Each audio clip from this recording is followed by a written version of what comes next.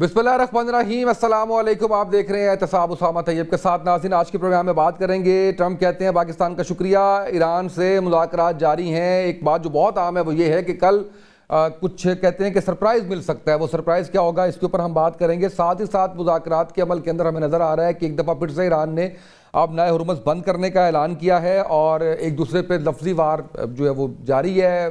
अल्फाज के जो है वो आप देख लीजिए कि सख्ती फिर एक दफ़ा बढ़ती हुई नज़र आ रही है। और इसके साथ साथ जो है वो ट्रंप ने ये कहा है कि अगर बुध तक डील ना हुई तो सीज़ फायर में तो सी नहीं करेंगे। ये वार्निंग उनकी तरफ से आई है। दूसरा राउंड क्या होगा, कब होगा, कैसे होगा, इसके ऊपर हम बात करेंगे। उस्मान वड़ाई साहब हमारे आलमी अमूर हमारा साथ दे रहे हैं। वड़ाई साहब, आपका बहुत शुक्रिया, आपने वक्त दिया। शाहजाद फारूकी साहब सीनियर तजज़ियाकार इस्लामाबाद स्टूडियो से हमें ज्वाइन किए हुए हैं।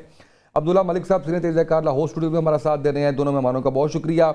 उस्मान साहब, आपसे मैं जानना चाहूँगा, ये सरप्राइज़ को थोड़ा सा अगर आप अनफोल्ड करें तो ट्रंप किस सरप्राइज़ की बात कर रहे हैं? जी, डोनाल्ड ट्रंप जो है इस वक्त जो भी गुफ्तगू कर रहे हैं वो हमें अमेरिका की जो लोकल पॉलिटिक्स है, जो डोमेस्टिक कंजम्पशन है उनकी, उसके कॉन्टेक्स्ट के अंदर देखना पड़ेगा। और वो हमेशा रेलिवेंट रहने के लिए जो है ना, आपको पता है वो चाहते हैं सारी आई बॉल्स उनके ऊपर हों। अब कोई पता नहीं डोनाल्ड ट्रंप का वो सरप्राइज सरप्राइज हो ही ना। देखिए, हम्म। इस तरह की ऑप्टिक्स जो है डोनाल्ड ट्रंप को रेलिवेंट रखते हैं, इसीलिए तो वहां के ऊपर हम देखते हैं कि हर वक्त जो है वो डोनाल्ड ट्रंप के ट्वीट को लेके बात की जा रही है और कोई संजीदगी का लेवल नहीं। लेकिन मैं आपको यहाँ पे ये जरूर बताना चाहता हूँ कि जो सीज फायर होल्ड कर रहा है ये बहुत इंपॉर्टेंट चीज है। कि डोनाल्ड ट्रंप मिक्स सिग्नल्स तो जरूर दे रहे हैं, लेकिन दूसरी तरफ कोई एस्केलेशन उस लेवल की हमें नजर नहीं आती, कोई अटैक नहीं हो रहे।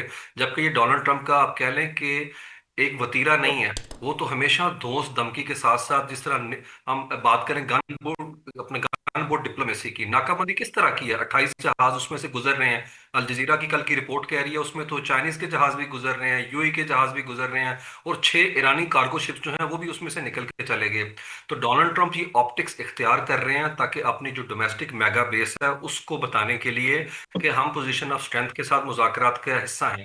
जबकि कालीबाफ कह रहे हैं वहां पे ऐसे तो कोई मुज़ाकरात हुए ही नहीं, ना हो रहे हैं, और साथ के साथ क्लेम्स गलत हैं। सबसे इंपॉर्टेंट बात अभी मैं बताता हूँ, ईरान की तस्नीम न्यूज एजेंसी ने अभी कुछ देर पहले क्लेम किया है कि पाकिस्तान के आर्मी चीफ नई तजावीज लेके आए थे ईरान, और हम्म। हम उन तजावीज का जायजा ले रहे हैं। और इस हवाले से भी कोई खत्मी जवाब नहीं दिया। और तस्नीम ने कोर्ट किने किया है, supreme national national security council को। तो हम्म। मेरे ख्याल में जो मुज़ाकरात पाकिस्तान के अंदर हुए हैं, इसका मतलब है उसमें नो डाउट मीनिंगफुल अंडरस्टैंडिंग तो है, लेकिन जो कंस्ट्रक्टिव आप कह लें या कॉन्सिक्वेंशियल जो मामलात हैं, उसके हवाले से मुझे लगता है कि जो हमारे आर्मी चीफ ने तजावीज़ दी हैं, जो कि ऑफ कोर्स अभी हम स्पेकुलेट कर सकते हैं उस हवाले से, लेकिन अगर हम थोड़े ब्रॉडर फ्रेमवर्क के अंदर देखें तो नो डाउट जो 440 किलोग्राम का वेपन ग्रेनेड है, अमेरिका क्लेम कर रहा है ईरान ने उसे हमें देने की हामी भर ली है। और ईरानियन कह रहे हैं ऐसी कोई सूरत नहीं नजर आती, क्योंकि ये नेशनल सिक्योरिटी सॉवरेंटी का मसला है और ये हमारा नेशनल प्रेस्टीज है। हम्म। दूसरी तरफ जो लेटेस्ट अभी खबर आई है, आज आर्मी डे मनाया जा रहा है वहां पे ईरान में, और आयतुल्ला अली खामनाई, सॉरी, आयतुल्ला जो मुश्तबा खामनाई हैं, उनका जो बयान तहरीरी तौर पे आया उसमें वो बार बार वो क्या कर रहे हैं, देखिए उसके अंदर उन्होंने दुश्मनों को तंबीह की है। जो बहरी है वो आपको कई शिकस्तों का मजीद मजा चखाने के लिए तैयार है। तो एक डिफाइंस है जो कि हमें नजर आता है। और आज आयतुल्ला अली खामनाई का यौम पैदाइश भी है, तो मेरे ख्याल में ईरान भी सिग्नल दे रहा है। देखें, ये सिग्नल्स हैं, ये पोस्चरिंग है जो डोमेस्टिक ऑडियंस को दे रहे हैं कि हम जो है पोजीशन ऑफ स्ट्रेंथ के साथ मामलात को आगे लेके जा रहे हैं। ईरानियन ये तासुर दुनिया को दे रहे हैं कि हम मुज़ाकरात के लिए जो है वो मरे नहीं जा रहे। जो हमने जीत हासिल किया जंग के अंदर, वो मुज़ाकरात की टेबल के ऊपर भी लेवरेज लेने के लिए हम कैरी कर रहे हैं। तो ईरान ने अमेरिका के जो अब क्या डिसीजन है उसे शेप करने के अंदर जो इन्फ्लुएंस किया, उसकी रिफ्लेक्शन नजर आ रही है लेबनान में। देखें, लेबनान को ईरान की वॉर या ईरान के महाज के साथ जोड़ना ही ईरान की जीत है हम्म। डिप्लोमेटिकली। अदरवाइज तो जेडी वैंस पाकिस्तान में कह गए हैं कि लेबनान का इस डील से कोई ताल्लुक नहीं है। उसके बावजूद वहां पे जबरदस्ती ट्रूस करवाने का मतलब है कि हम हिजबुल्लाह को मैसेज देना कि ईरान का हालात पे अभी भी कंट्रोल है। और इसराइल के अंदर तो सफ़े मातम बिछी हुई है कि इस वॉर को ईरान की वॉर के साथ जोड़ना ही तो हम चाहते थे कि उसे रोका जाए। लेकिन ये परसेप्शन डेवलप करने में ईरानियन कामयाब हुए कि उन्होंने हिजबुल्लाह को तनहा नहीं छोड़ा। और दूसरी तरफ जो अक्टूबर में इलेक्शन होने जा रहे हैं इसराइल के अंदर, उसके हवाले से मुझे लगता है वो लेवरेज नहीं मिल रहा नेतन्याहू को। देखें, उसको माफी भी नहीं मिल रही सदारती तौर पे, जो कि ट्रंप ने बार बार कहा इजरायली सदर को। और अगर इलेक्शन वो हारता है नफ्ताली बेनेट से, तो he would end up going to jail, मतलब वो तो जेल चला जाएगा। और ये इसी वजह से तो वॉर को प्रोलॉन्ग कर रहे हैं। तो इरानियन मुझे लगता है कि लेवरेज गेन करने में काफी हद तक कामयाब रहे हैं। और देखें वो क्या कर रहे हैं, वो अवनाय हुर्मुज को दोबारा बंद करने में कामयाब रहे। तो अमेरिका की गन बोर्ड डिप्लोमेसी का कहाँ गई?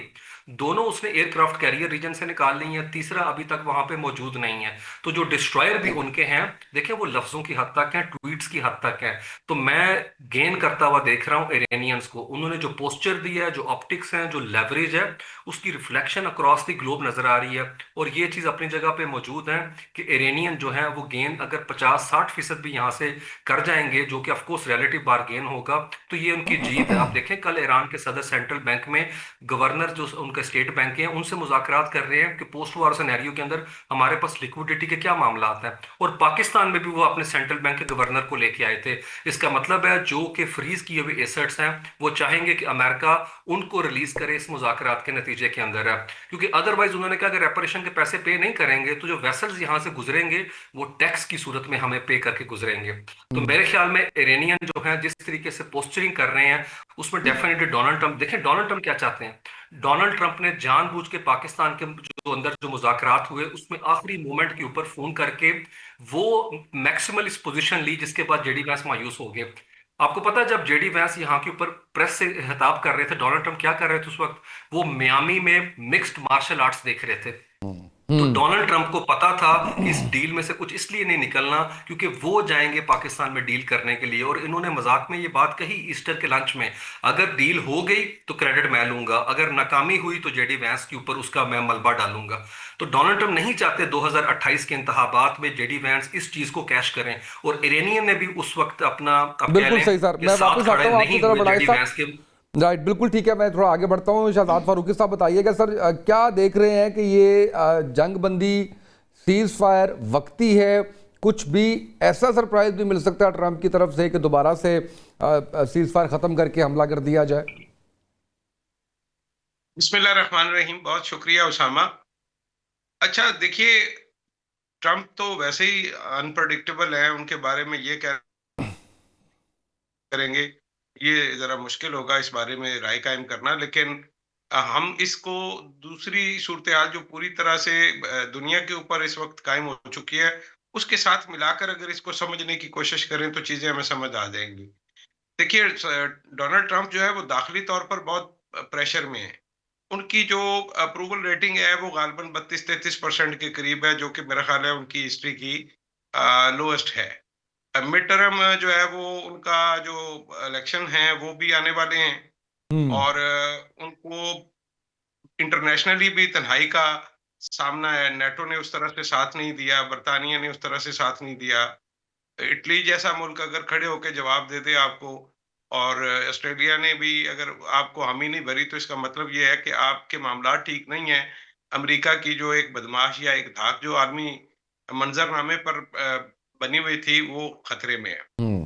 तो ऐसे में वो एक तो वो थोड़ा सा अपना, पंजाबी में वो जो कहते हैं ना कि वो दाबा मारने की कोशिश कर रहे हैं, बड़बोले हैं बेसिकली। तो वो आपको एक बड़क लगा के आपको डराने की कोशिश कर रहे हैं। लेकिन अल्टीमेटली इस जंग को या इस मामले को मजीद लंबा करने का इख्तियार यकीनन उनके पास है, लेकिन उनके पास इतना वक्त नहीं है और सूरत हाल भी ऐसी नहीं है कि वो हम्म। इसराइल की डिक्टेशन पर या अपने जाती किसी एजेंडे की बुनियाद पर इसको आगे लेकर चलें और कहें कि हम इस जंग को लंबा करते हैं। कि ये जंग जो है वो सिर्फ इसराइल, ईरान या अमेरिका की नहीं रह गई, या सिर्फ खलीजी ममालिक की नहीं है। हमने पिछले 40 दिनों में जो देखा है और सीखा है वो ये है कि ये तो 7.5 अरब जो लोग इस कुर्राए अर्ज पर बसते हैं उन सबकी जिंदगियां इससे मुतासिर हो रही हैं। और ये जो इकोनॉमिक प्रेशर है वो सारी दुनिया महसूस कर रही है। तो ऐसे में ये ख्याल करना कि वो इसको लटका लेंगे, हाँ, वो पोस्चरिंग की बात है। दोनों फ्रीक चूंकि टाक टाक फाइट फाइट इसीलिए कर रहे हैं कि वो चाह रहे हैं कि वो पोजीशन ऑफ स्ट्रेंथ से बात करते हुए नजर आए एटलीस्ट। यानी अगर वो पोजीशन ऑफ स्ट्रेंथ पे नहीं भी हैं तो वो नजर जरूर ऐसा आए। ऑप्टिक्स की बात है, चूंकि politics is all about optics. तो वो उसके लिए तो कुछ कोशिश कर सकते हैं। लेकिन मैं डे वन से ये कहता आ रहा हूं और मैं अभी भी इस बात पे कायम हूं कि ये 47 साल तक तो एक दूसरे के साथ ना बैठे हैं ना एक दूसरे के साथ इन्होंने इस तरह से बराह रास्त मुलाकातें की हैं। तो मुझे तो कभी भी ये नहीं लगता था कि एक मीटिंग होगी और उसमें सब कुछ ठीक हो जाएगा, ऐसा नहीं है। अभी भी देखिए, तो ये जो ईरानी जो हमले बंद किए इसराइल के, जंगबंदी का ऐलान, वो इसराइल ने नहीं किया, वो अमेरिका ने किया। बिल्कुल सही सदर है। ट्रंप ने अपने अकाउंट से बताया कि जी जंगबंदी इसराइल और लेबनान की 10 दिन की हो गई है। तो बिल्कुल सही। वो उन्होंने इसराइल को भी उस तरह से थोड़ा सा एम्बैरस किया है। नेतन्याहू हरगिज इस हक में नहीं थे जो कि डोनाल्ड ट्रंप ने किया है ऐलान। उसके जवाब में ईरान ने आबनाए हुर्मुज खोल दी। सो दैट मीन्स कि वो बेसिकली अभी उस स्टेज पर थे जिसे हम कहते हैं कॉन्फिडेंस बिल्डिंग मेजर्स। हम्म। तो वो एक दूसरे की एतमाद साजी के लिए इक़दामात कर रहे थे। लेकिन ये अदम एतमाद की फिजा इतनी तगड़ी है कि एक छोटा सा मामला भी है तो वो बात को बिगाड़ देता है। जैसे मतलब मेरी इतला के मुताबिक सऊदीया ने भी अमेरिका को मशवरा दिया था कि ये नाकाबंदी वाला जो आपका ख्याल है ना, इसको छोड़ दें और दफा करें इस मामले को, बस अब चलने दें, बातचीत को आगे बढ़ने दें। हम्म। लेकिन वो गालबन नहीं मानी गई सऊदी अरब की भी बात। तो अब उसको बुनियाद बना के उन्होंने अपने हुर्मुज़ एक मरतबा फिर बंद कर दिए, जिसका मतलब ये है कि वो पूरी दुनिया को ये बता रहे हैं और वो स्टैब्लिश कर रहे हैं कि अपने हुर्मुज़ पे से अगर आपने गुजरना है तो हमारी मर्जी से गुजरेंगे, वगरना आप गुजर नहीं सकते। बिल्कुल सही दूसरे है, यानी मायने वो में जब उन्होंने भी उन्होंने वक़्फ़े का स्टैब्लिश ऐलान किया गया, तो स्टैब्लिश करने डोनाल्ड में ट्रंप की कामयाब तरफ हुए। से उसको खुशामदीद भी किया गया, खैर मकदम भी किया गया और शुक्रिया भी अदा किया गया। इसका मतलब ये था कि ट्रंप ने अपनाए हुर्मुज़ के ऊपर ईरान का तसल्लुत तस्लीम कर लिया है।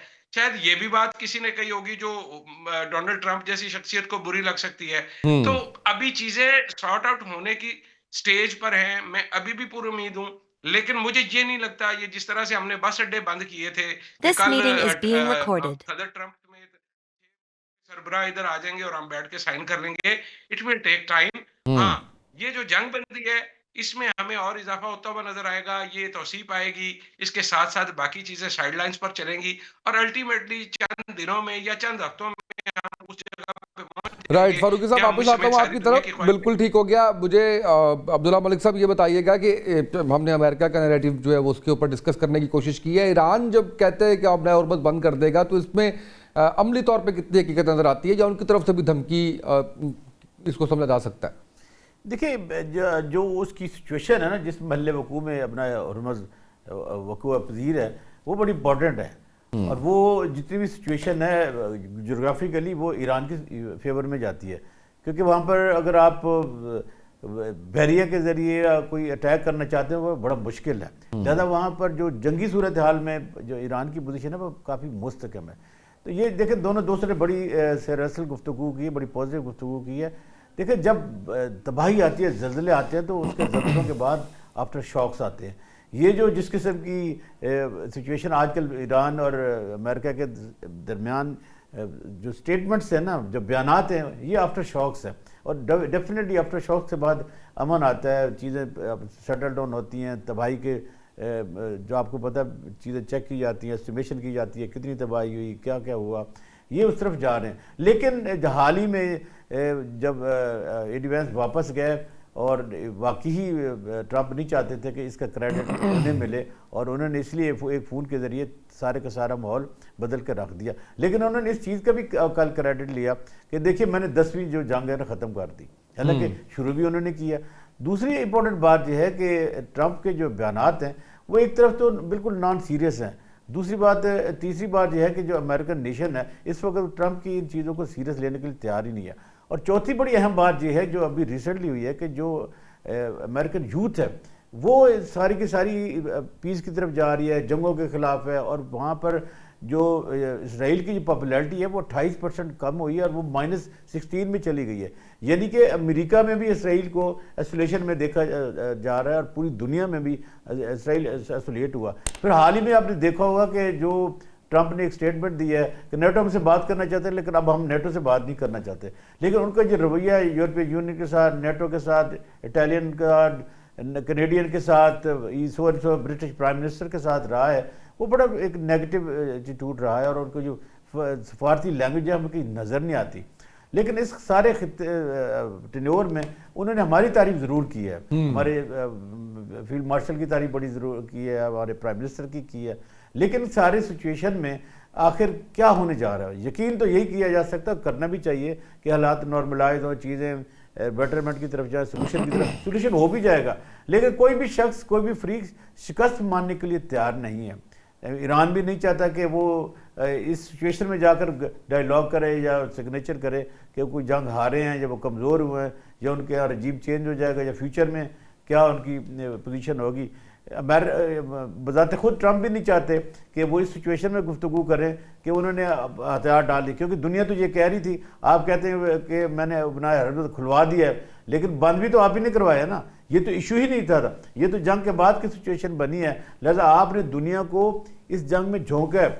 देखिए इसमें एक और जो इम्पोर्टेंट फैक्टर ये है, ये दुनिया की इकॉनमी शटर होकर रह गई है, दुनिया इससे बहुत मुतासिर हुई है। दुनिया को अब ये मालूम है कि अपना हरमत से क्या क्या चीज़ें गुजरा करती थी और उसमें कौन कौन से ऐसे रॉ मटेरियल थे जिससे पूरी दुनिया फ़ायदा हासिल कर रही थी। लेकिन मैं आपको एक और बात बताऊं, ट्रम्प की इस बात में बड़ा वज़न है और उन्होंने बड़ा एक इशारा दिया। उन्होंने कहा कि इस वक्त सऊदी अरब और ईरान से ज़्यादा तेल हमारे पास है, दुनिया हमसे तेल ख़रीदे। इससे यही मतलब नज़र आ रहा है कि वो जो ईरान की जो रिसोर्सेज हैं अमेरिका उन पर भी कब्जा करना चाहता है। और एक और इम्पोर्टेंट बात यह है कि इस खित्ते में ईरान से ज़्यादा ऑयल कौन लेता है? चाइना। अमेरिका तो कभी भी नहीं चाहेगा कि चाइनीज़ को इतनी आसानी से यहाँ से फ्यूल मिलता रहे और इकॉनमी फ्लोरिश करता जाए।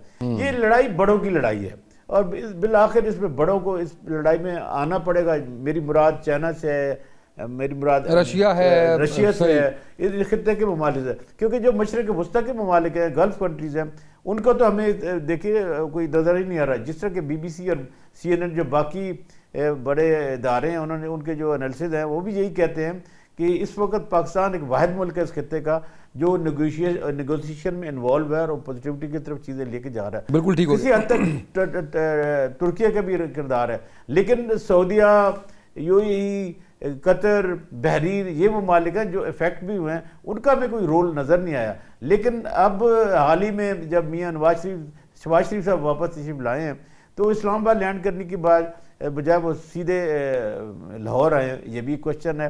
दूसरा क्वेश्चन ये है कि 3 दिन का जो अपना विजिट है फील्ड मार्शल साहब का, बिलाखिर वो वापस आ गए हैं या जो सरप्राइज़ ट्रम्प देने जा रहे हैं वो कहीं यही तो नहीं है कि वो हाफिज साहब को उस दिन हमारे सामने दुनिया के सामने पेश करेंगे, ही इज़ द मैन जिसने सारे का सारा रोल अदा किया है। तो देखते हैं क्या होता है। बिल्कुल ठीक है। बड़ाई साहब ये बताइएगा कि अगर अब नए हुर्मुज़ का भी ऐलान किया, बंद होने की तरफ बात जाती है, तो ज़ाहिर है कि बहुत से ममालिक इसकी वजह से उनकी मैशत पे बड़ा बुरा असर पड़ता है। तो क्या आलमी ममालिक का इसके ऊपर आप समझते हैं कि कोई रिस्पॉन्स आ सकता है? जी देखिए, इसमें कोई शक वाली बात नहीं है कि आलमी ममालिक जो हैं वो काफ़ी ज़्यादा हर्ट हुए हैं और ईरान जो है ये चीज़ मेक श्योर करने में कामयाब रहा है कि उसने इदराक जो है सूरत हाल की संगीनी का इदराक करवाया है।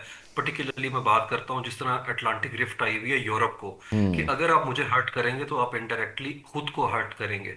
देखिए तकरीबन 6 हफ्तों का वहाँ पे इंटरनेशनल जो एजेंसी है वो बता रही है एनर्जी की कि सिर्फ 6 हफ्तों का जेट का फ्यूल रह गया है। हज़ारों फ्लाइट्स जो हैं वो दरम भरम हो गई हुई हैं और ट्रेड जो है वो काफ़ी हद तक मुतासिर हुई है। आप देखिए 60% जो है वो तेल की कीमतें बढ़ चुकी हुई हैं और 70% के करीब गैस की, और 1 मई से गैस बंद कर दी हुई है 3 महीने के लिए यूरोप की, रूस ने। तो वहां के ऊपर एक स्ट्रेटेजिक एंजाइटी आपको नजर आती है। इसीलिए देखें कि वहां के ऊपर फ्रांस के सदर मसूद पज़ेश्कियान से राब्ते में हैं और फ्रांस ने जो स्पेन है वो कह रहा है कि हम अपनी एम्बेसी खोलने को तैयार हैं। तो रीजनल पावर ईरान जो है उसने यूरोप की जो पॉलिसी है फ्यूचर की उसे शेप करना शुरू कर दिया हुआ है। मतलब वो एक तरह से उनकी फॉरेन पॉलिसी को डिक्टेट कर रहे हैं। आप देखें किस तरह से यूरोप क्या कर रहा है। यूरोप ईरान को अपीज कर रहा है कि भाई हमारा इस जंग से कोई लेना देना नहीं है। डोनाल्ड ट्रंप ने क्या कहा था, जिनका तेल गुजरता है वो यहां से आके खुलवा लें। तो देखिए इस जंग के अंदर जो है वो हर्ट हुए हैं बहुत ज्यादा। पर्टिकुलरली मैं बात कर रहा हूँ यूरोप की। तो यूरोप नए जो आप कह लें नई लाइंस के ऊपर असर नो जो है वो गौर कर रहा है कि ईरान के साथ उनके ताल्लुकात जो हैं वो अमेरिका के कॉन्टेक्स्ट के अंदर नहीं शेप करने हैं। और ईरान क्या कह रहा है, वो कह रहा है जो इकोनॉमिक सैंक्शंस अमेरिका ने लगाई हैं ठीक है वो यूनिलैटरली उसको मैनेज कर लेंगे कि लेकिन यूरोप के साथ जो 15 साल से सैंक्शंस का रजीम इम्पोज किया गया है वो मुझे लगता है अमलन तो काम ही नहीं कर रहा। इसीलिए देखिए, और ये चीजें बड़ी प्रैक्टिकल नोयत की हैं। मैं आपको बताता हूं कि इवन इसी कॉन्टेक्स्ट के अंदर यूरोप अपने जो ताल्लुकात हैं वो इजराइल के हवाले से भी दोबारा उन पे गौर कर रहा है। उन्होंने कहा कि हम उनके साथ जो एग्रीमेंट है जिसके तहत बिलियंस ऑफ डॉलर की ट्रेड हो रही है उसको कैंसिल कर सकते हैं। दफाई जो मुआहदा है वो इटली ने कैंसिल कर दी है। उसके अलावा उन्होंने अपनी एयर स्पेस नहीं दी मिलिट्री सप्लाई लाइंस के लिए, ना अपनी बंदरगाहें दी, ना कंटोनमेंट दी, ना अपने फजाई अड्डे दिए। देखें ये अनप्रेसिडेंटेड है कि यूरोप जो कि 2 साल की वॉर के अंदर अपने जंगी जहाजों के पुर्जे तक देने के ऊपर जो है वो पीछे नहीं हट रहा था। मतलब इस हद तक जो है तनकीद उन्होंने बर्दाश्त की। लेकिन ईरान के मामले में 40 दिन के अंदर उनका स्टांस चेंज हो गया। यूरोपीय यूनियन की आप गुफ्तगू सुनते हैं आपको यकीन नहीं आता, ये यूरोप है जो कि एक तरह से आइसोलेशन के अंदर जो है वो रख रहा है उसे इसराइल को, और अपनी फ्यूचरिस्टिक जो अप्रोच है उसके अंदर ज्यादा रेलिवेंट जो है ईरान है। तो मेरे ख्याल में ये वो टाइम आ चुका हुआ है कि जो न्यू वर्ल्ड ऑर्डर है वो जुज़वी तौर पे तश्कील पा रहा है, और ईरान उसके अंदर एक क्रेडिबल प्लेयर के तौर पे सामने आया है। और इसमें कोई दो राय नहीं है कि चीन जो है वो इस जंग का बेनिफिशियरी है। इवन रशिया को भी 1 महीने के लिए डोनाल्ड ट्रंप ने अब से चंद घंटों पहले दोबारा से कह दिया कि आपके ऊपर हमने एम्बार्गो हटाया हुआ है, आप दोबारा से लेके जा सकते हैं। बल्कि यूक्रेन की वॉर के अंदर जो डोनाल्ड ट्रंप का मौकफ रहा है कि इंडिया जो है उसे फाइनेंस कर रहा है, बल्कि वो तो खुद अपॉर्चुनिटी दे रहे हैं उस वॉर को फाइनेंस करने की। और मुझे लगता है डोनाल्ड ट्रंप ये इंटेंशनली कर रहे हैं यूरोप को हर्ट करने के लिए कि तुमने नेटो जो है उसने मेरा साथ नहीं दिया इस वॉर के अंदर, तो अब जो है रशिया जो है उसे मैं अनलीश कर रहा हूं, तुम्हारे ऊपर है। तो मेरे गिफ्ट जो है उसके अंदर नए डायनामिक सामने आएंगे और फॉरेन पॉलिसी को रिव्यू करेंगे।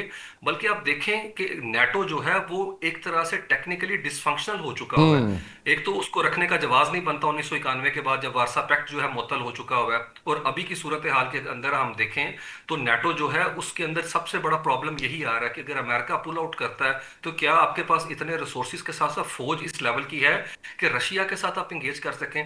आप देखें रशिया ने 3 दिन से इंटेंसिफाई कर दिया है अपने हमलों को, 15 लोग उसने परसों मार दिए वहां के ऊपर है, इतनी शिद्दत से वो हमले कर रहा है। और वो किसी सूरत में डॉन्सबॉक रीजन जिस पे उसने कब्जा किया है क्राइमिया की तरह, वो 19% हर सूरत के अंदर यूक्रेन को ले लेगा। और यूक्रेन के पीछे ना नेटो खड़ा उस तरह नजर आता है, ना अमेरिकन खड़ा नजर आते हैं।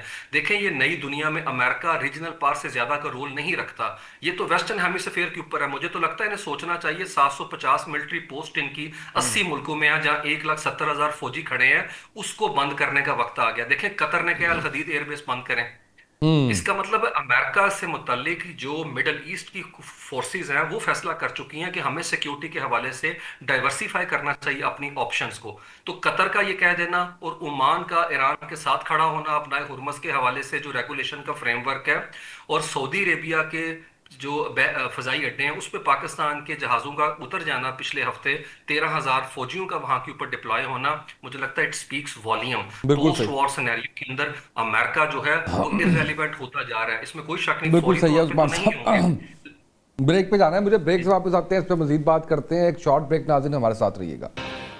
वेलकम बैक नाज़रीन। शाहजाद फारूकी साहब ये बताइएगा कि बहुत से चैनल्स ये क्लेम कर रहे हैं कि कल से मुज़ाकरात के लिए इस्लामाबाद में वफूद आना शुरू हो जाएंगे और सिक्योरिटी प्लान्स की भी बात हो रही है। आप इस्लामाबाद में मौजूद हैं, इस्लामाबाद में कुछ हलचल नज़र आ रही है आपको इस हवाले से? अच्छा देखें, ये बुनियादी तौर पर अमेरिकी टीवी चैनल ने ईरानी वजारत खारजा को कोट करते हुए ये खबर दी है कि मंडे से इस्लामाबाद में टॉक्स का अगला राउंड हो रहा है। सही। लेकिन मैं इसको ज्यादा क्रेडिबल इसलिए नहीं समझता हूँ कि वो सदर ट्रंप ने जिस बस पे आना था वो मेरा ख्याल है उसका बस अड्डा तो फिर दोबारा खुल गया है, तो इसलिए ट्रंप साहब तो नहीं आ रहे। तो अगर सदर ट्रंप नहीं आ रहे तो फिर इसका मतलब ये है कि ये कुछ और थ्योरी है, अभी फाइनल मरहला नहीं आया। और जैसे बड़ाई साहब ने कहा, मैं इत्तेफाक करता हूँ क्योंकि वो शौलरी उनकी फितरत में है और क्रेडिट लेना भी पसंद है, तो साइन करने तो वो खुद ही आएंगे। तो इसका अगर ट्रंप आ रहे होते और साथ जैसा कि कहा जा रहा है कि शायद दुनिया के कुछ और अहम लोग भी आएंगे, MBS भी आएंगे और शायद बरतानिया के वजीर आजम भी आएंगे, तो ऐसी सूरत में तो इस्लामाबाद में जिस किस्म की सिक्योरिटी सूरत होनी चाहिए थी अभी तक उसका मुझे कोई नामो निशान नजर नहीं आता। और अगर बस अड्डे खुल गए हैं तो इसका मतलब ये है कि इंतजामिया को कुछ ऐसी बात का पता है जो मुझे और आपको नहीं पता। तो इसलिए मैं अभी मंडे वाली बात को कोई इतना ज्यादा संजीदा ले नहीं रहा हूँ। बिल्कुल सही है। ये जो सख्त पॉलिसी है फारूकी साहब डोनाल्ड ट्रंप की, आप इस पे क्या समझते हैं कि मुज़ाकरात कामयाब करने हो तो ऐसे ही सख्त बयानात और सख्त पॉलिसीज बताई जाती हैं? अच्छा, एक तो देखिए, उनको अगर हम शुरू से थोड़ा सा स्टडी करें ना, तो वो बड़ बोले हैं। मैंने पिछले सवाल के जवाब में कहा था कि वो बड़ बोले। अच्छा, और यही उनकी खूबी भी थी और यही उनकी खामी भी है। हम्म। अनफॉर्चुनेटली समटाइम्स ये होता है कि आपकी जो सबसे बड़ी खूबी होती है वही आपकी खामी भी होती है। हम्म। तो वो बात कर लेते हैं, उसके बाद उसको निभाने के लिए बाकी लोगों को मुसीबत पड़ जाती है। तो ये जो सख्त बात करने वाली बात है, तो उसमें तो देखिए, मैंने यही कहा पिछले सेगमेंट में भी आपके, कि सख्त बात तो करनी बनती है। इसीलिए ईरान ने भी पोजीशन ली हुई है और वो भी अकड़ा हुआ है। और सदर ट्रंप भी यही बता रहा है कि मैं भी अकड़ा हुआ हूं, तो मैं तो बमबारी खुद से शुरू कर दूंगा। तो बेसिकली तो वो एक दूसरे को डरा कर काम निकालना चाहते हैं। लेकिन ईरान ने ये साबित किया है कि वो नहीं डरेंगे। अब उसका हम्म। दूसरा पहलू क्या है? उसका दूसरा पहलू ये है कि अमेरिका आपको डराने की कोशिश करेगा। जब नहीं डरेगा तो फिर आलमी अमन के लिए, आलमी अमन के वसी तर मुफाद में सदर ट्रंप कुछ दोस्तों के इसरार पर शायद कोई नरमी का रवैया अख्तियार कर लें। क्योंकि हम्म। अगर बुध को ये अस्बे वादा कोई इस तरह का कोई बमबारी का प्रोग्राम कर लेते हैं, तो फिर तो ये सारा पीस प्लान जो है वो खत्म हो जाएगा। फिर तो उसमें कोई गुंजाइश नहीं बचेगी। मेरे नजदीक अभी जो वे फॉरवर्ड है, वो जंग बंदी में तोसी है, उसका ऐलान आ जाएगा मेरा ख्याल है। और अब नए उर्मस फिर दोबारा खुल जाएगी। ये सारी वो निशानियां हैं जो हमें बताएंगी कि हम सही ट्रैक पे हैं। लेकिन अगर अगले 2 दिन तक खामोशी रही और अब नए उर्वस बंद रही, तो फिर मैं तशवीश में मुब्तला हो जाऊंगा, क्योंकि फिर सूरत में गैर यकीनी बढ़ जाएगी, जो पूरी दुनिया के लिए खतरनाक हो। बिल्कुल सही है। अब सर यही सवाल, अगर मुज़ाकरात नाकाम होते हैं तो अगला मंजरनामा क्या देख रहे हैं मलिक साहब? देखिए, अगर मुज़ाकरात अल्लाह ना करे, अगर मुज़ाकरात नाकाम होते हैं, फिर तो वही होगा जो पहले हो रहा था। और शायद उससे उस शिद्दत से कहीं शिद्दत और हिद्दत बहुत ज़्यादा हो और नुकसान बहुत ज़्यादा हो। मेरा ख्याल है कि लेकिन गल्फ़ कंट्री भी नहीं चाहते कि इस किस्म का इंसिडेंट दोबारा हो। आपको ये चीज़ याद रखनी चाहिए कि ईरान, अगर इस किस्म का सानिया दोबारा रिपीट होता है, ईरान पर दोबारा अगर हमला होता है, तो ईरान क्या करेगा? ईरान गल्फ़ में जो मौजूद अमेरिकन अड्डे हैं उन पर फिर अटैक करेगा और फिर वो बिलाखिर लड़ाई फिर बढ़ेगी। लेकिन एक बात और भी याद रखनी चाहिए जो वेरी इंपॉर्टेंट है, वो ये है कि इसराइल तो यही चाहता है कि किसी न किसी तरीक़े से जो गल्फ़ कंट्रीज़ हैं, जो अरब ममालिक हैं, अगर ईरान उन पर रिटेलिएट करता है तो फिर वो आपस में लड़ना शुरू कर दें। और जब यही उसकी कामयाबी होगी, मेरा ख्याल है कि ये जो सफारतकारी हो रही है, जिसमें तुर्किया, सऊदी अरब, ओमान, बाकी ममालिक शामिल हैं, बिलखसूस पाकिस्तान इटसेल्फ, इसकी यही एक खूबी है कि वो चाहते हैं कि मुज़ाकरात जो है ना वो कंटिन्यू रहने चाहिए। अगर 2 दिनों में अगर हरमुज़ दोबारा बंद हो जाता है तो फिर तो हालात मुश्किल होंगे। लेकिन आप इस पूरी सिचुएशन में जो चाइना का किरदार है वो बड़ा पॉजिटिव है। चाइना ने दोनों जो अफ्रीकैन हैं उनको सब्र तम्बल के साथ चीज़ों को आगे बढ़ाने के लिए, कंसेंसस पैदा करने के लिए, एक पॉइंट पर आपस में लाने के लिए, एग्रीमेंट करने के लिए, जंग बंद करने के लिए उन्होंने खुद भी सफारतकारी की है।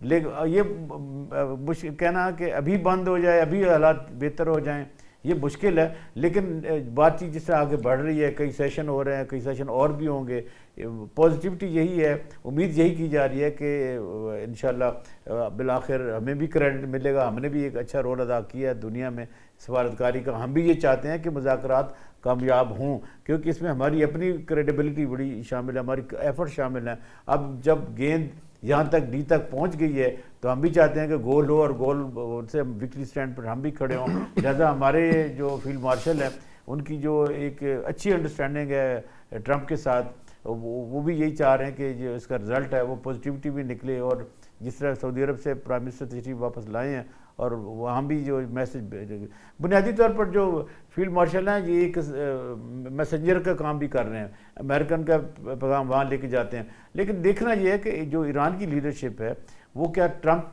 पे उनके एतमाद करते हैं। जिस तरह की जो जंग से पहले के हालात थे, जो नेगोशिएशन हो रही थी, मामला सेटल होने जा रहे थे, लेकिन सडन अमेरिका और इसराइल ने हमला कर दिया। अब देखना यह है कि क्या ट्रंप जो कुछ कहते हैं वो उसको राइटिंग में लाने के लिए तैयार हैं कि नहीं, क्या उनकी बस फिर तैयार है इस्लामाबाद आने के लिए और वो यहाँ आकर वो एक विक्ट्री स्टैंड पर खड़े होना चाहते हैं। लेकिन ट्रंप यही कोशिश करेंगे कि ये मुज़ाकरात कामयाब हो जाएं और वो भी अपने मुल्क को, अपनी नेशन को बताएं कि मैंने एक और जंग ख़त्म कर दी, इसका क्रेडिट ले लें। उन्हें एक्चुअली क्रेडिट लेने का बहुत शौक़ है। जंग खुद भी जंगे और खुद शुरू भी करते हैं। खासकर जंगों को रुकवाने का क्रेडिट लेने का ज़्यादा लेकिन शौक एक है। और बात ये याद रखनी चाहिए कि जो 20 जनवरी 2025 से पहले के जो हालात थे ट्रंप के, जिस तरह वो कहा करते थे कि मैं जब इक़्तिदार में आऊँगा तो मैं सबसे पहले अमेरिका की बात करूँगा और अमेरिकन की इकॉनमी की बात करूँगा, लेकिन ये चीज़ें सारी उस स्टेटमेंट के, उन नज़रियात के, उन बयानात के उल्ट जा रही हैं, क्योंकि उन्होंने तो अमेरिका को आगे बढ़ाने की बात की थी। इस ट्रम्प ने तो आके प्रेसिडेंट को ओथ उठाने के बाद अमेरिका को जंग में झोंक दिया है। ये जो उनका यू टर्न है ना, ये बड़ा अमेरिकन के लिए बजाते खुद जो डिप्लोमेट्स हैं, जो उनके पुराने एजेंसीज के लोग हैं, आपने खुद भी उनके बयान सुने, वो सारे इस चीज़ को क्रिटिसाइज़ करते हैं और फिर वो कहते हैं कि ये हमारी लड़ाई नहीं है, ये इजरायलियों की लड़ाई है। जिस तरह नेटो ने, इटालियन ने, यूके के प्राइम मिनिस्टर ने, जर्मन ने, ऑस्ट्रेलियन ने, कनेडियन ने, सभी ने क्रिटिसाइज़ किया कि ये हमारी लड़ाई नहीं है, हम इस पे क्यों जाएं। और अब आपने देखा होगा कि जिस तरह मैंने पहले भी कहा है, दोस्तों ने भी कहा है कि ट्रंप ने कहा कि जी जाएं, जाके खुलवा लें जो खुलवाना चाहता है। तो भाई बंद किसने करवाया था? आपने खामखा एक पीसफुल इस रीजन को जंग में बदल दिया है। तो मेरे ख्याल है जंगें किसी भी हवाले से कोई अच्छी चीज़ें नहीं होती, कोई अच्छी रवश नहीं होती, इससे तबाही आती है। अब तबाही तो आई है, अब देखना ईरान भी ये चाहेगा कि जितनी उसकी तबाही हुई है उसको कंपनसेशन में मिलनी चाहिए, जो उसके एसेट्स उन्होंने जब्त किए वो भी वापस मिलने चाहिए। यूरेनियम का भी इशू है। सबसे बड़ा इशू ये है कि इस खित्ते में ईरान और इसराइल के या बाकी मुल्कों के साथ इसराइल के तल्लुकात क्या होंगे, ये बड़ा अहम क्वेश्चन है, इसको डिबेट करने की ज़रूरत है। बिल्कुल ठीक है। उस्मान बड़ाई साहब ये बताइएगा कि पाकिस्तान के किरदार की बात की जा रही है, अब आलमी मंजरनामे पे, आलमी सतह पे इस किरदार को कैसे देखा जा रहा है? डेफिनेटली पाकिस्तान के किरदार को और हमारी काविशों की जो है वो सताइश की जा रही है। जिस तरह से डिप्लोमेटिक ओवर ड्राइव आपने देखी कि हमने अपने तमाम गुड ऑफिस जो है उनको इस्तेमाल किया। पॉलिटिकल स्पेक्ट्रम की हम साइड के ऊपर देखते हैं तो हम जो है अरब दुनिया को कायल कर रहे हैं, और यहाँ पे ईरान के अंदर हम देखें तो जिस तरह से हमारी मिलिट्री डिप्लोमेसी के तहत हमारे आर्मी चीफ उन्हें एतमाद में ले रहे हैं, और जैसे मैंने अभी तस्नीम न्यूज़ की खबर आपको बताई, और उसके अलावा नो डाउट हमारा फॉरेन ऑफिस जिस तरीके से सुबह शाम कर रहा है, देखें ये कंसर्टेड एफर्ट है, कोऑर्डिनेटेड अप्रोच है, जिसके अंदर पाकिस्तान का जो सफारती मिशन है वहाँ पे यूएन सिक्योरिटी काउंसिल ने उसमें भी अपना जो है वो भरपूर काम किया, क्योंकि ईरान की तो एम्बेसी नहीं अमेरिका के अंदर है, तो पाकिस्तान ईरान के सफारती मफादात का भी वहाँ के ऊपर दिफा कर रहा है। और डेफिनेटली पाकिस्तान की जो रेलिवेंसी है, रिलायबिलिटी है और जो क्रेडिबिलिटी है, याद रखें कि हमेशा जो होती हैं रीजनल पावर हो या ग्लोबल पावर हो, वो अपनी क्रेडिबिलिटी को असल करेंसी के तौर के ऊपर इस्तेमाल करती हैं। तो हम वॉर ऑन टेरर में भी फ्रंट लाइन के ऊपर थे, और यहाँ पे हम देखते हैं कि ऐसी दुनिया जिसमें डिप्लोमेसी टैबू बनता जा रहा है, उसके अंदर भी पाकिस्तान जो है अपना डिप्लोमेटिक क्लाउड और कैपिटल इस्तेमाल कर रहा है। I am very much sure कि हम वो दिन जल्दी देखेंगे इंशाल्लाह। 10 मई आने वाला है, वो भी हमने जश्न मनाना है। उससे पहले पाकिस्तान जो है यहाँ से दुनिया को वो खुशखबरी की नवीद सुनाएगा जिसके लिए पूरी दुनिया जो है वो इंतजार कर रही है। अब दूसरी तरफ आ जाते हैं, पाकिस्तान कितना रेलिवेंट है। देखिए पोस्ट वॉर सिनेरियो में वेस्ट एशिया के अंदर में पाकिस्तान का फुटप्रिंट जो है वो बढ़ता हुआ देखता हूँ मैं। रीजनल लेवल के ऊपर भी देखें, ये अब नो डाउट मुझे तो लगता है कि डिवाइन जो हाथ है वो भी कार फरमाया कि एक ऐसी दुनिया के अंदर पाकिस्तान के अंडे एक बास्केट में नहीं, तीनों ग्लोबल सुपर पावर्स के साथ। वैसे तो दुनिया मल्टीपोलर हो चुकी है इस वॉर के बाद, things will never be the same again. 40 साल पहले का ये ईरान नहीं है और 40 साल पहले का ये अमेरिका भी नहीं है उस तरीके से। तो उसके अंदर पाकिस्तान जो लेवरेज गेन कर चुका, अब मसला क्या है? मसला क्या ये डिप्लोमेटिक कैपिटल पाकिस्तान का माशी इशारियों को बेहतर करने के अंदर भी काम आएगा कि नहीं? एमओयू का तो हमने पहाड़ खड़ा कर दिया, बल्क में एमओयू साइन किए, लेकिन उस तरीके से इकोनॉमिक डिविडेंड्स कब हमें मिलना शुरू होंगे? इसमें कोई शक नहीं, इकोनॉमिक सैंक्शन हटती हैं ईरान से तो टैपी आईपीआई भी रेलिवेंट हो जाएगा, पैरेलल एनर्जी के पाथवेज भी हम इस्तेमाल कर सकते हैं। लेकिन क्या टैक्स नेट बढ़ाएगा? क्या टैक्स एवेजन खत्म होगी इस मुल्क में? फिस्कल डिसिप्लिन होगा इसके अंदर? रेमिटेंस तो चोक कर जाएंगी। हमारे वेल्डर है, प्लम्बर है, इलेक्ट्रिशियन वहां पे हैं, तो इतने मिलियंस 2-3 मिलियंस लोगों की तो इनको तो ऑब्जॉर्व भी नहीं कर सकता यूरोप है। तो क्या गवर्नमेंट जो है वो संजीदगी से सोच रही है? कोई इकोनॉमिक ब्लूप्रिंट हमारे पास है? एक ऐसी कौम जो यंगेस्ट नेशन है, मैं हमेशा कहता हूँ ये एसेट टाइम लाइबिलिटी ना बनाए। लेकिन इसीलिए मैंने कहा ना, ये ठीक है कि हम इंटरनेशनल हेडलाइंस के अंदर रहना है, फेयर एनफ है, लेकिन घर के अंदर क्या ताजर को एतबार है अपनी गवर्नमेंट की पॉलिसीज के ऊपर है? तो लेट अलोन कि आपका फॉरेन डायरेक्ट इन्वेस्टमेंट है। याद रखें, जिस वक्त हमारे सिपा सलार जो हैं ईरान में है और अपना अरब मुल्कों के दौरा कर रहे थे, उसी वक्त में हमारे वजीर आजम, उसी वक्त में औरंगजेब साहब अमेरिका में 13 से 18 अप्रैल को तमाम इंटरनेशनल मालियाती इदारे, IMF, world bank, Asian development bank, Asian infrastructure investment bank, Goldman सैक्स जो इंटरनेशनली दुनिया का सबसे बड़ा ग्लोबल इन्वेस्टमेंट का बैंक है, JP मॉर्गन, उनके साथ हम एंगेजमेंट कर रहे हैं। हम बात कर रहे हैं ईज ऑफ डूइंग बिजनेस की, ओपन है हम बिजनेस के हवाले से, क्या फॉरेन डायरेक्ट इन्वेस्टमेंट आ पा रही हैं। अब ये पाकिस्तानी गवर्नमेंट का काम है कि ये जो लेवरेज गेन किया हुआ है इसे कन्वर्ट करें उस इकोनॉमिक डिविडेंड्स में, जिसके लिए हम सब जो है वो बेसब्री के साथ इंतजार कर रहे हैं। बिल्कुल सही है, बहुत इंपॉर्टेंट आपने बात की है। फारूकी साहब थोड़ी सी शरारत भी कर गए हैं उस्मान साहब 10 मई का जिक्र करके, तो मैं चाहता हूं कि थोड़ा सा ज़रा भारत के उस पर भी बात कर लें। भारतीय मीडिया पे अगर आपकी नज़र पड़ी हो तो ज़रूर बताइए, लेकिन साथ ही साथ इतना इररेलेवेंट कैसे हो गया भारत इस सारे मामले में, जबकि ईरान के साथ भी तकरीबन दोस्ती थी, अमेरिका के साथ भी, और इजराइल तो वैसे ही भाई भाई हैं आपस में। ये असल में ये मामला जो है वो शुरू होता है जो पाकिस्तान और भारत के दरमियान पिछले साल जो मामलात हुए, वहां से पाकिस्तान की एक साख बननी शुरू हुई। पाकिस्तान ने बजोर ताकत अपने आप को मनवाया। मैं हमेशा से कहता हूँ, action speaks louder than words.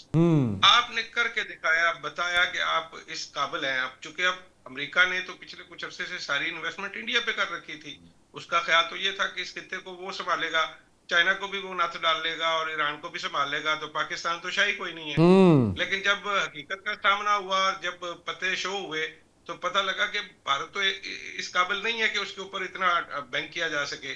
सो वो लम्हा था गालबन, मैं समझता हूँ, जिसके बाद अमेरिका ने ये फैसला किया कि हमें अपना घोड़ा बदलना चाहिए।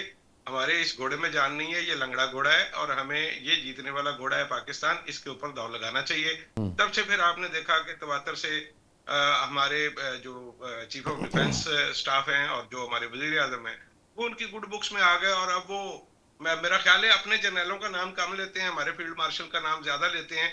तो ये एक लिहाज से अच्छी बात भी है।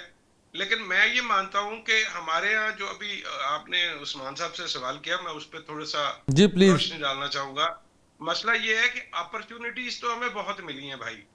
मतलब हमने हेनरी किसिंजर को थ्रू करवाया चाइना के साथ, हमने अफगान जंग में अमेरिका का साथ दिया, हमने यू नेम इट। 9/11 के बाद क्या हुआ, आपने हर जगह पे अच्छी डील नहीं की, आपने अपने जाती मुफादात को आगे रखा अनफॉर्चुनेटली हमारे हुक्मरानों ने, और उन्होंने कौमी मुफाद को तरजीह नहीं दी, जिसका नतीजा ये है कि हम आज तक कभी IMF के दर पे जाते हैं, तो कभी वर्ल्ड बैंक के पास जाते हैं, तो कभी एशियन डेवलपमेंट बैंक के पास जाते हैं। हमारे ये चक्कर खत्म ही नहीं हो रहा। हम बेसिकली तो उस आदमी की तरह हैं जो एक क्रेडिट कार्ड का बिल पे करने के लिए दूसरे क्रेडिट कार्ड को चार्ज करता है और दूसरे को तीसरे से पे करता है। हम टोपी घुमा रहे हैं, और ये टोपी हमारे हुक्मरानों की बदनीति की वजह से ये हमारे नसीब में आई है। जब तक हम इससे नहीं निकलेंगे, मैं बड़ा खुश हूं कि पाकिस्तान ने सफारती तौर पर बहुत बड़ी कामयाबी हासिल की, और मैं इसको पाकिस्तान के क़याम के बाद से आज तक की सबसे बड़ी कामयाबी मानता हूं कि आप वर्ल्ड लेवल पे, मतलब मुझे पता है कि मैं अमेरिका जितनी दफा जाता हूं, मुझे पता है कि बहुत सारे आम लोग तो वहां पे पाकिस्तान का नाम भी नहीं जानते। उनको समझाना पड़ता है कि यार ये अफगानिस्तान के साथ है, इंडिया के साथ है, और इस तरह के हम लोग हैं। तो अब पाकिस्तान का नाम आपने अमेरिका ही नहीं, दुनिया के हर कोशे तक अब उसका नाम चला गया है। जब ये पीस टॉक्स हुई हैं, इस्लामाबाद, पाकिस्तान, ये हर जगह पे डिस्कस हो गया है।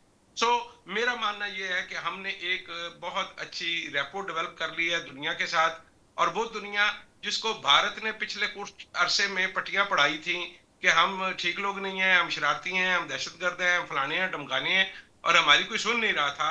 ऑल ऑफ द सडन हम एक सेंट्रल टेबल पर आके बैठ गए हैं और सारी लाइटें हमारे ऊपर हैं, और हम तो दुनिया की जो अभी तक की वाहिद सुपर पावर है उसकी सुलह करवा रहे हैं। तो हम किरदार तो हमारा इतना आम हो गया है, और उसके नतीजे में हमारी क्रेडिबिलिटी बिल्ट हुई है। अच्छा, अब उस क्रेडिबिलिटी को हमने किस तरह से कन्वर्ट करना है भाई? देखें, चाहे ईरान के साथ अगर मामला ठीक हो जाते हैं, जैसे अभी बात हुई, पाइपलाइन खुल जाती, खुदा का वास्ता है कोई अच्छी डील करें, पाकिस्तान के लिए डील करें। वरना अगर आपने कैपेसिटी चार्जेस के पैसे देने हैं तो मैंने और आपने जलील होना है, अवाम ने हमें जूते मारने हैं। हमने आज तक कोई इंटरनेशनल डील ऐसी नहीं की जिसके ऊपर सवाल ना उठे हों। आप रेकोडेक्स से लेके कोई अपना मामला जिसमें आपने किसी चीनी कंपनी को कहीं आपने हिस्सा दिया हो, कहीं किसी गैर मुल्की कंपनी के साथ कोई बातचीत की हो, किकबैक्स के बगैर हमारे यहाँ आप ईज ऑफ डूइंग बिजनेस की बात करते हैं। मुझे समझ नहीं आती कि पता नहीं हम ये चाहते ये हैं कि हम कांटे बोकर सेब या गंदम की फसल वहां से ले लें, वो नहीं मिलेगी हमें। हम बदनीयत लोग हैं, हम बतौर कौम जो है वो ठीक नहीं है। हम जब तक अपना किबला ठीक नहीं करेंगे, अपना हाउस इन ऑर्डर नहीं करेंगे, हमारे हुक्मरान जो है वो अपनी बजाय पाकिस्तान को पहले नहीं रखेंगे, तो हम ठीक नहीं हो सकते। इंडिया कैसे ठीक हो गया? इंडिया को अगर आप उसका तरक्की का मॉडल अगर आप थोड़ा सा उसको देखें, आपको समझ आ जाएगी कि उनके हुक्मरानों ने संजीदगी से ये कोशिश की। तो चंद साल लगे ये चंद साल लगे ये मनमोहन सिंह के बाद। देखिए, मैं फिर गुजारिश करूंगा कि ये बड़ा गोल्डन मौका दे दिया है अल्लाह ताला ने। वो जो वो बहुत सारे दोस्त मेरे कहते हैं कि पाकिस्तान 79 साल से एक नाजुक मोड़ पर खड़ा था, और जब ये सारी दुनिया नाजुक मोड़ पर आके खड़ी हुई तो हम पहले से वहां खड़े हुए थे। तो एक फायदा तो हो गया कि हम जो नाजुक मोड़ पे खड़े थे उसका हमें ये फायदा हुआ है। लेकिन अब ये एक आइडियल मौका है, इसको हमने अपॉर्चुनिटी में कैसे तब्दील करना है। पाकिस्तान की तकदीर बदली जा सकती है, मेरा ये ईमान है, मेरा ये यकीन है। मैं बहुत सारी चीजों पे यकीन रखता हूँ। मुझे लगता ये है कि इस वक्त जो हालात हैं, जो सितारे हैं, वो फील्ड मार्शल का साथ दे रहे हैं, हुकूमत का साथ दे रहे हैं। हालांकि सियासी एतबार से उनके पास उतना पाकिस्तान में वो नहीं था, सरमाया नहीं था कि वो सियासी सरमाए को इस्तेमाल करते, लेकिन कुदरत ने उनको एक ऐसी आइडियल अपॉर्चुनिटी दी है पिछले साल से लेकर अब तक। ये कुछ ऐसा ताना बाना है सितारों का, और अगर अब ये चाहें, ये दो लोग जिनका नाम शहबाज शरीफ और हाफिज सैयद आसिम मुनीर है, ये पाकिस्तान की तकदीर बदल सकते हैं। लेकिन अगर ये नेक नीति के साथ और पाकिस्तान को पहले रखकर फैसले करेंगे तो हमारी आने वाली नस्लों का मुस्तकबिल बेहतर हो जाएगा। वरना हम जहाँ खड़े हैं शायद इससे पीछे चले जाएंगे, या यहाँ पे भी नहीं खड़े रह पाएंगे, क्योंकि ये तो तकदीर के काजी का फतवा है कि आपको जुर्म ज़ईफ़ी की सजा मिलनी है। अगर आपने खबास्तें करनी है तो आपको रिजल्ट बुरा ही मिलेगा।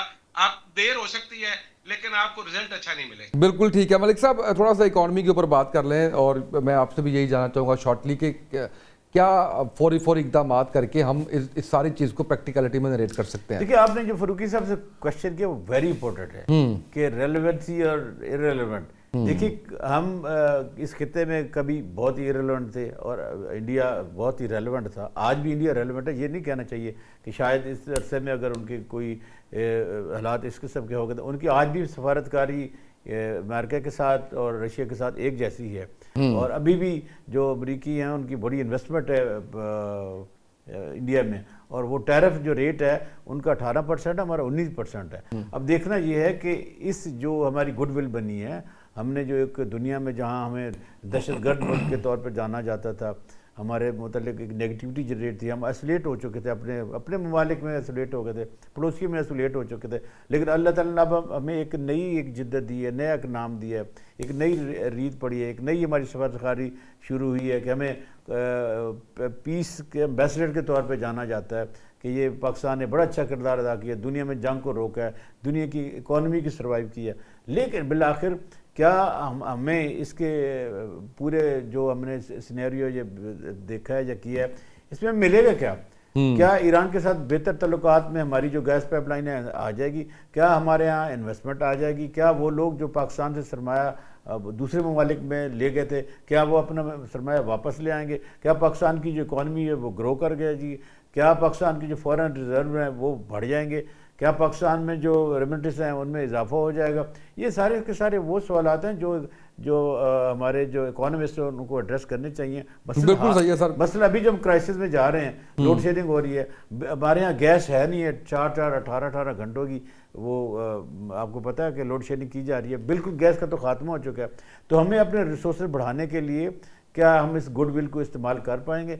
ये जो क्वेश्चन है, जंग चले मान लिया ख़त्म हो जाएगी, हम कहाँ खड़े होंगे? सिर्फ और सिर्फ ये झंडा लेके वाइट करके हमने बड़ा अच्छा काम किया, या क्या जो हमारे दो लोग हैं एस्टेब्लिशमेंट की तरफ से या सियासतदानों की तरफ से, क्या उनको हम कहेंगे ये बड़ा अच्छा काम किया, बड़ा अच्छा काम किया? क्या मेरा पेट इन सारी चीज़ों से भर जाएगा? क्या हमारे यहाँ जो हालात हैं वो बदल जाएंगे? ये इस जंग के बाद ये वो सवालात, अगर जंग होती है या नहीं होती है, ये सवाल उठाए जाएंगे कि पाकिस्तान इस वक्त खड़ा कहाँ है। अगर पूरी दुनिया में हमारा अच्छा मकाम बना है तो हमें क्या फ़ायदा। हाँ, ये हो सकता है कि जो मुस्लिम ममालिक हैं हमसे, वो जिस तरह हमने सऊदीया के साथ एक दिफाई मादा किया, कतर के साथ कर लिया जाए, कोई और ममालिक कर लेंगे कि पाकिस्तान की फोर्सेज अच्छी बिल्कुल सही सर, क्लोजिंग पे जाना है। बिल्कुल सही, बहुत तो मेरा शुक्रिया। ख्याल है कि हमें अपने मुल्क का सोचना चाहिए जिस तरह पूरी दुनिया सोचती है कि मुफादात पहले और रिलेवेंसी या इरेलेवेंसी बाद में होती है। बिल्कुल सही है, बहुत शुक्रिया अब्दुल्ला मालिक साहब, उस्मान वड़ाई साहब, शहजाद फारूकी साहब, आपका शुक्रिया। ट्रम्प जिस सरप्राइज़ की बात कर रहे हैं, वो इशारा जो उन्होंने ज़हीन शख्स की एंट्री की बात की है, वो नासिर मुनीर की तरफ ही जा रहा है। मामलात उम्मीद तो यही की जा रही है कि इंशाल्लाह संभल जाएंगे और बेहतरी आएगी। आज के प्रोग्राम से इतना ही, इजाज़त दीजिए, अल्लाह हाफ़िज़।